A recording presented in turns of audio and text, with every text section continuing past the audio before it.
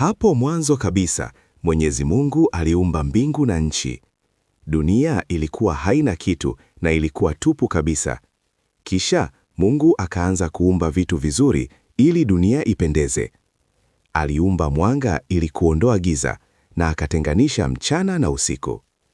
Aliumba anga la bluu na bahari kubwa yenye maji mengi. Mungu aliamuru ardhi itoe majani na miti ya kila aina. Miti hiyo ilikuwa na matunda matamu na maua yenye harufu nzuri. Baada ya hapo, Mungu aliumba jua ili liangaze mchana, na mwezi na nyota ili ziangaze usiku. Aliumba samaki wa kila namna waishi majini na ndege waruke angani. Kisha akaumba wanyama wa porini na wa kufugwa waishi juu ya nchi. Mungu aliona kila kitu alichoumba kilikuwa kizuri sana. Lakini kulikuwa bado hakuna mtu wa kuitunza bustani hiyo nzuri. Hivyo Mungu aliamua kumuumba mtu wa kwanza. Alitoa udongo wa nchi na kumfanya mtu, kisha akampulizia pumzi ya uhai katika pua yake. Mtu huyo akawa kiumbe hai, na jina lake aliitwa Adamu. Mungu alikuwa amepanda bustani nzuri sana upande wa mashariki, katika mahali paitwapo Edeni.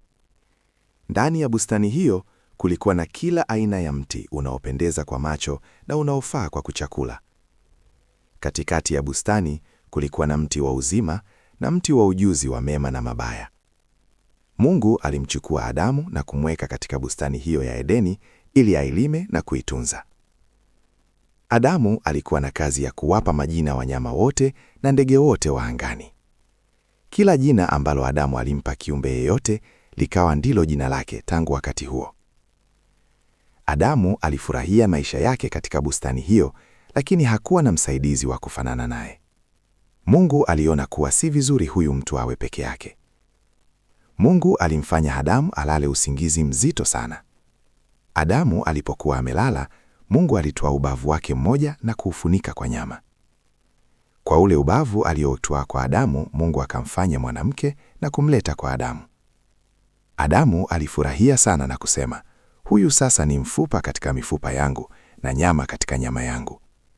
Mwanamke huyo aliitwa Hawa. Adamu na mke wake Hawa walikuwa uchi, lakini hawakuona aibu kwa sababu walikuwa na mioyo safi. Mungu aliwapa amri moja muhimu sana ndani ya bustani hiyo.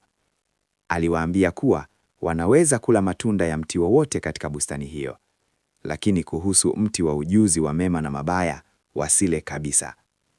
Mungu aliwaonya kuwa siku watakapokula matunda ya mti huo hakika watakufa. Adamu na Hawa waliishi kwa furaha na amani kwa muda mrefu. Walikuwa wakitembea na Mungu katika bustani wakati wa jioni.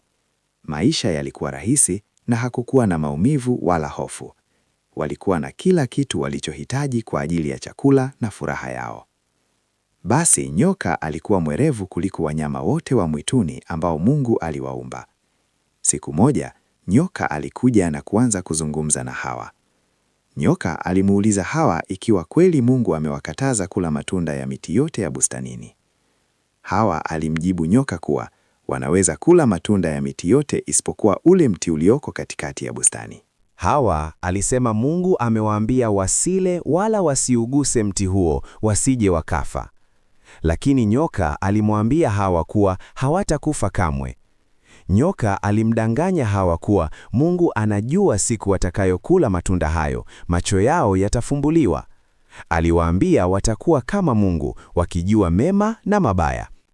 Hawa alianza kuuona ule mti kwa namna tofauti. Aliona kuwa mti ule unafaa kwa chakula na unapendeza kwa macho. Alitamani kupata busara kama nyoka alivyomwambia. Basi Hawa akatwaa tunda la mti ule, akala na kumpa Adamu. Naye akala.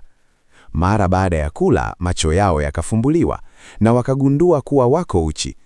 Walijisikia aibu sana ambayo hawakuwahi kuwa nayo hapo mwanzo. Walichukua majani ya mti wa tini wakayashona ili yafunike miili yao. Jioni ilipofika, walisikia sauti ya Mungu akitembea bustanini. Badala ya kwenda kumlaki Mungu kama walivyozoea, Adamu na Hawa walienda kujificha katikati ya miti.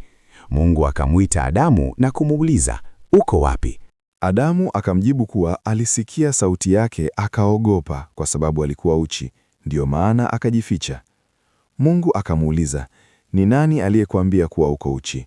Mungu akamuuliza kama amekula tunda la mti aliyomkataza asile. Adamu hakuwa mkweli moja kwa moja, bali alianza kumlaumu mkewe. Alisema, yule mwanamke uliyenipa awe pamoja nami ndiye aliyenipa tunda, nami nikala. Mungu akamuuliza mwanamke, kwa nini umefanya hivi? Hawa naye akasema, nyoka ndiye aliyenidanganya, nami nikala. Mungu alihuzunika sana kwa sababu walikuwa wamevunja amri yake.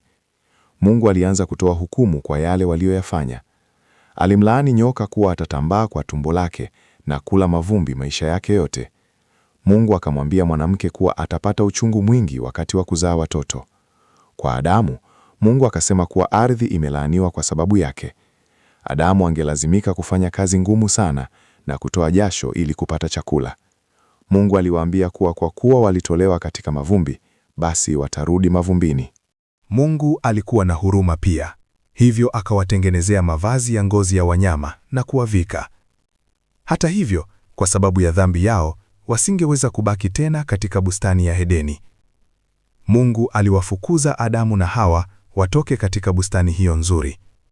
Aliwaweka malaika wenye panga za moto upande wa mashariki wa bustani. Hii ilikuwa ni kuzuia mtu yoyote asikaribie mti wa uzima. Adamu na Hawa walianza maisha mapya nje ya bustani ya Edeni. Maisha hayakuwa rahisi kama yalivyokuwa mwanzo. Walilazimika kulima mashamba yenye miiba na magugu ili wapate chakula. Ingawa walikuwa mbali na Edeni, Mungu hakuwaacha kabisa. Aliendelea kuwa pamoja nao na kuwapa watoto. Hivi ndivyo dhambi ilivyoingia duniani na kubadilisha kila kitu. Unajua marafiki, hadithi hii inatufundisha kuwa ni muhimu sana kutii maagizo tunayopewa. Mungu anatupenda na anataka tuishi kwa furaha, lakini tunapokosa utii, tunajiletea matatizo wenyewe. Kama tunavyoona siku hizi katika familia nyingi, upendo na utii huleta baraka na amani nyumbani.